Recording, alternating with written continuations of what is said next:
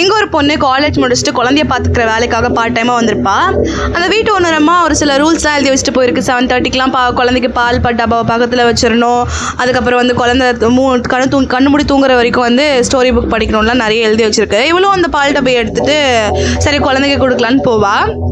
அங்கே போய் பார்த்தா தேடி தேடி பார்ப்பா, குழந்தைய இருக்காது. ஒரு குரங்கு பொம்மை தான் இருக்கும். ஸோ அந்த ஓனர் அம்மாவுக்கு கால் பண்ணி இந்த மாதிரி நான் குழந்தை சிண்டியை தேடினேன், சிண்டின்ற குழந்தை இங்கே இல்லை அப்படின்றா.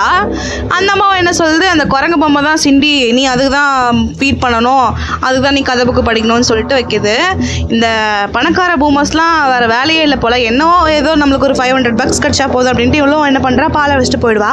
மறுபடியும் வந்து பார்க்குறப்போ அங்கே பால் டப்பா காலியாக இருக்கும். அந்த குரங்கு பொம்மையில் பால் இருக்க மாதிரி இருக்கும். சரி ஓகேன்னு சொல்லிட்டு இவளும் இன்னும் ஏதோ அப்படின்ட்டு கதை புக்கு படிக்க ஆரம்பிக்கிறான்.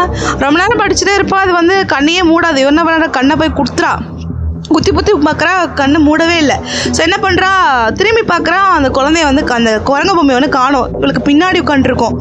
திடீர்னு அதுக்கு கை பெருசாகி அவளை போய் சாகடிச்சிட்டு இதுவே உட்காந்து என்ன பண்ணிகிட்டு இருக்கோம், உட்காந்து கதை படிச்சுட்டு இருக்கோம்.